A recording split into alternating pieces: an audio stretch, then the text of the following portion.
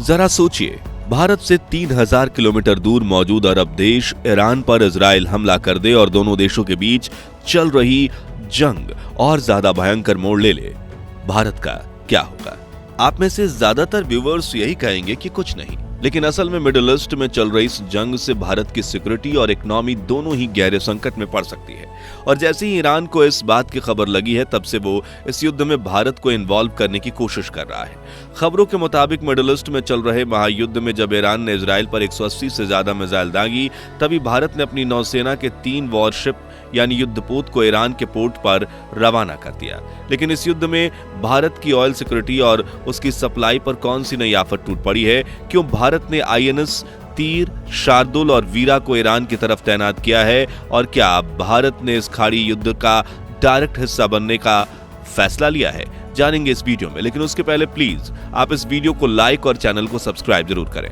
दोस्तों, इजराइल पिछले 1 साल से मिडिल ईस्ट में फिलिस्तीन के खिलाफ युद्ध लड़ रहा है। ईरान गाजा से लेकर लेबनान की मिलिटेंट ऑर्गेनाइजेशंस को हथियार सप्लाई कर रहा था और इस वॉर का एक इनएक्टिव हिस्सा बना हुआ था। 1 अक्टूबर 2024 की रात को ईरान अचानक से इजराइल पर 200 बैलिस्टिक मिसाइल से हमला कर देता है, जिनमें से ज्यादातर मिसाइल्स तो इजराइल के आयरन डोम से नष्ट हो जाते हैं, लेकिन काफी मिसाइल्स इजराइल में भयंकर तबाही मचाते हैं। ईरान के इस हमले से इजराइल गुस्से में आग बबूला हो जाता है और ईरान पर पलटवार करने की प्लानिंग करने लगता है।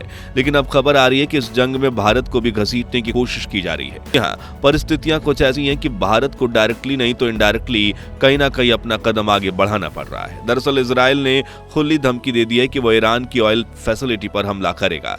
हालांकि अमेरिका के प्रेसिडेंट जो बाइडेन का कहना है कि वह इजराइल को हमला करने से रोकने की पूरी कोशिश में लगे हुए हैं, इसलिए उन्होंने ईरान की ऑयल फील्ड्स पर अनेक सैंक्शंस भी लगा दिए हैं ताकि इजराइल शांत हो जाए। लेकिन ईरान की जो तेल फैसिलिटी है और जहां पर ईरान ने कच्चे तेल की बड़ी मात्रा में स्टोर करके टैंकर्स में रखा है, इजराइल उन ऑयल फैसिलिटीज को उड़ाने की फिराक में है ताकि ईरान का ऑयल सेक्टर तबाह हो जाए और उसकी इकोनॉमी को इतनी भयंकर चोट आए कि वो फिर कभी इजराइल से पंगा लेने के बारे में सोच भी ना सके। हालांकि इजराइल ईरान के इस टेंशन का असर भारत पर होता दिख रहा है, लेकिन कैसे? तो भारत रिफाइंड पेट्रोलियम प्रोडक्ट्स के सबसे बड़े एक्सपोर्टर्स में से एक है। यहां तक कि दुनिया की सबसे बड़ी ऑयल रिफाइनरी भी रिलायंस ग्रुप की जामनगर वाली रिफाइनरी है। आसान शब्दों में भारत कच्चा तेल यानी क्रूड ऑयल खरीदता है और उसे प्रोसेस करता है और उसमें से निकलने वाले पेट्रोल, डीजल और बाकी पेट्रोलियम प्रोडक्ट्स को दुनिया भर में एक्सपोर्ट करता है। लेकिन जब से इजराइल ने ईरान की ऑयल फैसिलिटी पर हमला करने की धमकी दी है, तब से क्रूड ऑयल के भाव तेजी से बढ़ने लगे हैं और यहीं से शुरू होती है भारत की सबसे बड़ी समस्या। दरअसल भारत कच्चे तेल के सबसे बड़े इंपोर्टर में से एक है। हालांकि जब से रूस यूक्रेन का युद्ध चल रहा है, तब से भारत ज्यादातर कच्चा तेल सिर्फ रूस से ही खरीद रहा है। लेकिन इसके बावजूद भी हम ईरान और कुछ अन्य खाड़ी देशों से भी कच्चा तेल खरीदते हैं और जब ईरान की ऑयल फैसिलिटी पर हमला होगा तो इसका सीधा असर भारत के इंपोर्ट एक्सपोर्ट पर आएगा। हालांकि ये इंपोर्ट इतनी ज्यादा मात्रा में नहीं है, लेकिन फिर भी भारत की ऑयल इंडस्ट्री को नुकसान होगा, क्योंकि आज भारत कच्चे तेल से पेट्रोल, डीजल निकालकर न सिर्फ अपनी जरूरतें पूरी करता है, बल्कि अपने कई पड़ोसी देश और यूरोपियन देशों को भी सस्ते दाम पर पेट्रोल, डीजल और बाकी पेट्रोलियम प्रोडक्ट्स की सप्लाई करता है। अब आप कहेंगे कि हमारी सप्लाई चेन थोड़ी बिगड़ेगी, बस ना?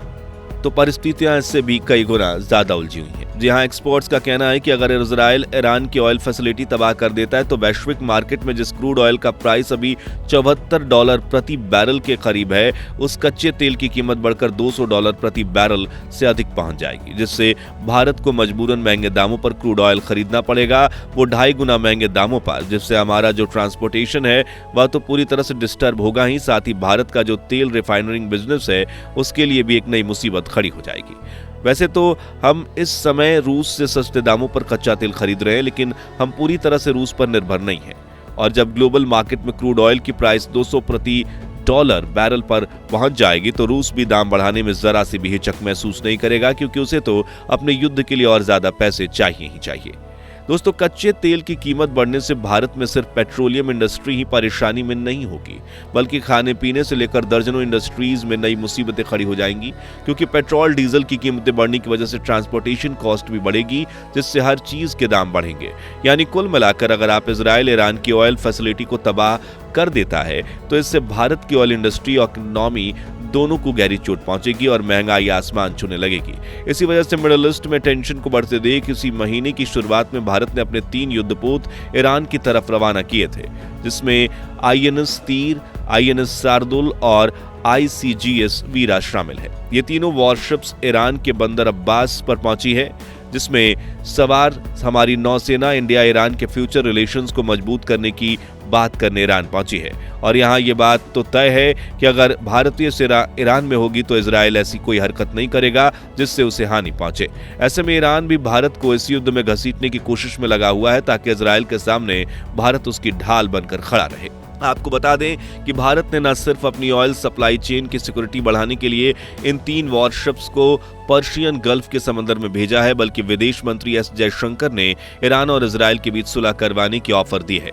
उन्होंने कहा है कि दोनों देशों के बीच चल रहे इस तनाव में हमलों को अवॉइड करना चाहिए ताकि सिविलियन कैजुअलिटीज ना हो, बल्कि इस मैटर को डिप्लोमेसी और डिस्कशन से सुलझाने की कोशिश करनी चाहिए, क्योंकि डिफिकल्ट टाइम में आमने सामने बात करने की काफी अहमियत होती है। और अगर ये दोनों देश एक दूसरे से बात करना चाहते हैं तो भारत इनमें सुलह करवाने की पूरी कोशिश करेगा। ईरान भी चाहता है कि इस तनाव में भारत उनकी मदद करे, क्योंकि भारत के रिलेशन ईरान के साथ भी अच्छे हैं और इजराइल के साथ भी अच्छे हैं। लेकिन अगर अमेरिका ज्यादा विरोध करता है तो ईरान और इजराइल दोनों देशों के बीच युद्ध शांत कराना भारत के लिए काफी मुश्किल होगा। दोस्तों, ईरान दुनिया का एक बहुत बड़ा क्रूड ऑयल सप्लायर है और उनके इनकम का बड़ा हिस्सा कच्चे तेल के एक्सपोर्ट से ही आता है। और अगर इजराइल ईरान के तेल इंफ्रास्ट्रक्चर को बर्बाद करने में कामयाबी हासिल करता है तो इससे अमेरिका को भी बड़ा फायदा हो सकता है, क्योंकि अमेरिका में भी क्रूड तेल का काफी ज्यादा प्रोडक्शन होता है और इस मामले में दुनिया का सबसे बड़ा रिफाइनरिंग देश अमेरिका है। और अमेरिका ने हमेशा ही कच्चे तेल और डीजल पेट्रोल के प्राइस बढ़ाकर कमाई को बढ़ाने पर फोकस किया है, लेकिन ईरान सस्ते दामों पर कच्चा तेल दे देता है, जिसके कारण अमेरिका की यह कोशिश हमेशा ही नाकामयाब हो जाती है। इसलिए अमेरिका ईरान पर सैंक्शंस लगाने के फिराक में लगा रहता है। और जब ईरान ने इजराइल पर मिसाइल गिराई तभी मौका देखते हुए अमेरिका ने एक बार फिर उसके ऑयल एक्सपोर्ट पर कई सैंक्शंस लगा दिए। इन सैंक्शन की वजह से भारत ईरान से ज्यादा कच्चा तेल नहीं खरीद पाता, वरना पहले भारत ईरान से सबसे बड़ा ग्राहक भी रह चुका है।